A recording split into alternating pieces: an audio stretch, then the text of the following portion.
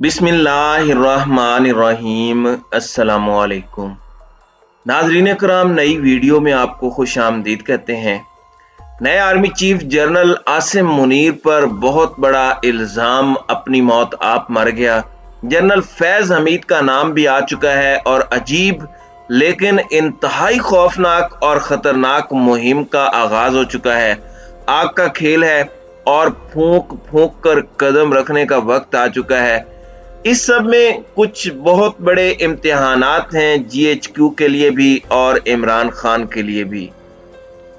नाजरीन कराम, नए army chief general Asim Munir के अपना ओहदा संभालने या फिर सीनियरिटी लिस्ट के जीएचक्यू से वजारत दिफा के पास जाने से पहले ही एक पूरी मुहिम का आगाज किया गया।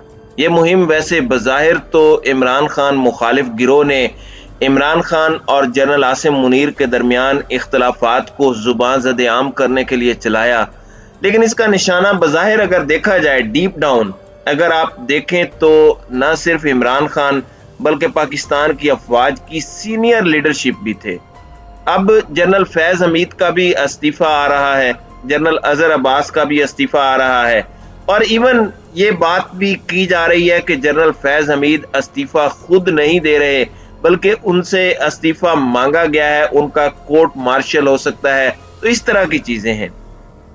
अब इस सब के अंदर मैं आपको ये बता दूं कि जिस तरह की मुहिमात चल रही हैं, जिस तरह की कैंपेन्स चल रही हैं, उनमें बहुत ज्यादा मोहतात होने का वक्त आ चुका है और हर कदम फूंक फूंक कर रखना होगा।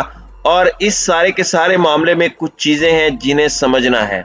जनरल आसिम मुनीर नए आर्मी चीफ हैं, ये DGISI रहे, कम मुद्दत के लिए DGISI रहे और इन्हें इमरान खान के दौरे हुकूमत में रिप्लेस कर दिया गया जनरल फैज हमीद से, जिन्हें बहुत अरसे तक आर्मी चीफ जनरल बाजवा का जानशीन और इमरान खान का फेवरेट डिक्लेयर करने की उस वक्त पर मुहिम चलती रही। अब जनरल शुजा नवाज, इन्होंने अपनी एक किताब लिखी है जिस किताब का उन्वान है बैटल फॉर पाकिस्तान। इस किताब के अंदर जो नए आर्मी चीफ ऑफ स्टाफ हैं, इनके कुछ हवाले दिए गए हैं, इनके कुछ रेफरेंसेस दिए गए हैं और इसके अंदर ये बात बताई गई है कि जनरल आसिम मुनीर एक हार्ड लाइनर हैं, जिनकी स्ट्रिक्टनेस या सख्ती मिलिट्री के अंदर, पाकिस्तान की अफवाज के अंदर एक कल्ट यानी बिल्कुल एक मुनफरिद किस्म का स्टेटस रखती है। और शौकत अजीज सिद्दीकी जो इस्लामाबाद हाई कोर्ट के जज रहे हैं, उनकी एंटी ISI स्पीच पर इन्होंने उन्हें सैक करवाया था। यानी उनके हवाले से ये बात बताई गई है कि ये बड़े टफ ऑफिसर और क्या नाम है, ये इस्लामिक ट्रेडिशन के अंदर जो है वो गुंदे हुए लोग बंदे हैं। और इनके हवाले से इस किताब में लिखा गया है कि ये कुरान पाक के हाफिज भी हैं और हाई कोर्ट के जो जज हैं उनकी सैकिंग के पीछे थे, जो कि ISI के नाकिद थे, जिन्होंने ISI पर तनकीद की। अब जो शौकत अजीज सिद्दीकी हैं, अब ये एक नैरेटिव बनाया जा रहा है, एक बड़ा इल्जाम साबिक DGISI और मौजूदा army chief general Asim Munir पर लगाया जा रहा है। इस हवाले से कुछ चीजें समझ लें, बाद में इसके कुछ और पहलू हैं, उन पर बात करना बहुत जरूरी है। खैर, मैं आपको ये बता दूं कि मैं पहले दिन से ये बात करता आया हूं कि फौज मुखालिफ कैंपेन का नुकसान पाकिस्तान तहरीक इंसाफ को होगा। अब बहुत से लोगों को ये बात समझ आ रही है, उस वक्त जज्बात में बहुत से हमारे दोस्तों को ये बात समझ नहीं आती थी, इवन बहुत तनकीद की गई। अब ये बात PTI को भी समझ आ चुकी है। खान साहब को पहले दिन से इसका इदराक था, लेकिन कुछ चीजें हाथों से निकल गई। इसीलिए इमरान खान ने तैनाती के अंदर किसी किस्म का कोई रोड़ा नहीं अटकाया। वो अटका सकते थे। सदर मुमलिकत उनसे मशवरा करने गए, ये मैसेज दिया गया कि जमान पार्क गए, लेकिन इसके बावजूद इमरान खान ने जो मामलात किए वो सेल्फ एक्सप्लेनेटरी है। और ये वही बात है जो मैं तकरीबन जब से रजीम चेंज ऑपरेशन स्टार्ट हुआ है, या जब से एक सफा जो 1 पेज है वो फटा है बल्कि लीर हुआ है, उसके बाद से ये बात कर रहा हूं। अब शौकत अजीज सिद्दीकी, जिनके हवाले से ये बात की गई कि उन्हें सैक करने में जनरल आसिम मुनीर का हाथ था, और ये जो किताब लिखी गई इसका शौकत अजीज सिद्दीकी ने खुद जवाब दिया है।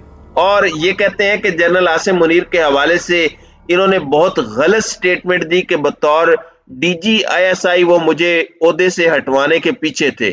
میں 11 اکتوبر کو عہدے سے ہٹایا گیا، ڈی نوٹیفائی کر دیا گیا تھا. میرے عہدے سے ہٹنے کے بعد 25 اکتوبر 2018 کو انہوں نے اپنے عہدے کا چارج سنبھالا. اب یہ جو شجاع نواز صاحب ہیں اب یہ بات کر رہے ہیں کہ میں نے تو ایشیا ٹائمز کے آرٹیکل کو جو کہ اکتوبر 2018 کا تھا اسے سائٹ کیا اور اس آرٹیکل کو کسی نے چیلنج نہیں کیا، تو میں نے یہ کتاب میں اس بات کو لکھ دیا.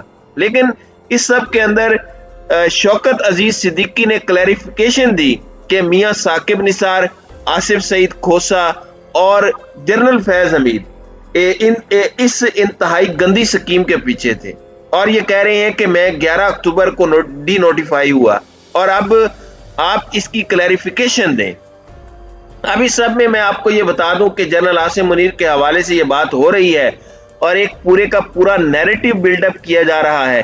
اب یہ جو سارے کے سارے جرنیل ہیں یہ ملک کے لیے اپنا کردار تک داؤ پر لگا دیتے ہیں، لیکن آج جو کچھ ہو رہا ہے اس کے اندر کچھ چیزیں ہیں جنہیں سمجھنا بہت ضروری ہے. جنرل فیض حمید پر جو آج باتیں ہو رہی ہیں اور یہ جو شوکت عزیز صدیقی کی بات ہے، یہ صرف اور صرف اوور آل ایک پورا بیانیہ، اس کا آرگومنٹ اور اس کا کاؤنٹر آرگومنٹ دونوں پاک فوج کی لیڈرشپ اور عمران خان کو ٹارگٹ کرنے کے مقاصد ہیں.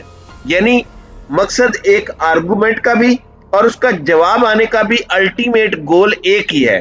اور اس کے اندر بہت سے لوگ ایسے ہیں جو خود ساختہ ترجمان بنے ہوئے ہیں اداروں کے اندر کی باتیں اور ساری کی ساری چیزیں یہ وہ لوگ کر رہے ہیں جو کہ پہلے اداروں کے ناقد ہوتے تھے اور اب اداروں کے بن کر اداروں کو نقصان پہنچا رہے ہیں اور عمران خان مخالف گروپ میں ہے. اس کمپین کو کیسے روکا جائے اس میں آپ کو یہ بتا دوں کہ اس کا حل صرف اور صرف ایک ادارے کے پاس ہے اور اس ادارے کا نام ہے پاکستان کی فوج، پاکستان آرمی.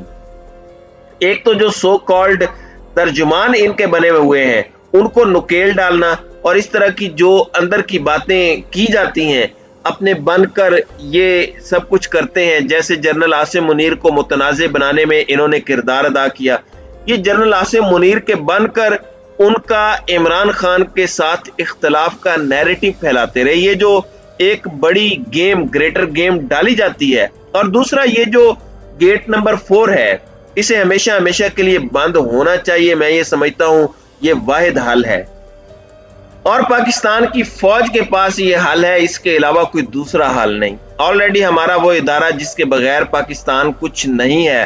عمران خان بھی یہ بات کر چکے ہیں کہ عمران خان سے زیادہ ضروری اس ملک کے لیے پاکستان کی فوج ہے. تو آلریڈی وہ ادارہ پاکستان کا اور اس کی عوام کے درمیان وہ چیزیں کرنے کی کوشش کی گئی، اب اسے ریورس کرنا ہے اور ادارے کے بغیر عوام کچھ نہیں اور عوام کے بغیر ادارہ کچھ نہیں ہے. اور پاکستان کو حقیقی آزادی چاہیے لیکن اپنی آرمی کی کاسٹ پر نہیں، نہ ہی آئی ایس آئی کی قیمت پر، نہ ہی ہمارے دوستوں اداروں کی قیمت پر. اور اس طرح کی کمپینز جو ہیں انہیں بند ہونا چاہیے اور یہ چیز سمجھنے کی ضرورت ہے، وقت کا تقاضا ہے کہ اس کا الٹیمیٹ گول کیا ہے، اس کا الٹیمیٹ فائدہ کون اٹھاتا ہے. خان صاحب کو ابھی بھی لڑوانے کی کوشش کی جا رہی ہے، بلاول نے بھی اس میں کردار ادا کیا، کل سٹیٹمنٹ دی. تو یہ سب کچھ اب ختم ہونا چاہیے اور اس پورے معاملے کے اندر ایک کلیئر، واضح اور دو ٹوک پالیسی کی ضرورت ہے ہمارے اداروں کو، جس سے بہت سی چیزوں کو روکا جا سکتا ہے. تو ناظرین کرام، آپ کی اس ویڈیو کے حوالے سے کیا رائے ہے؟ اب اپنی رائے کا اظہار کمنٹ سیکشن میں ضرور کیجیے گا.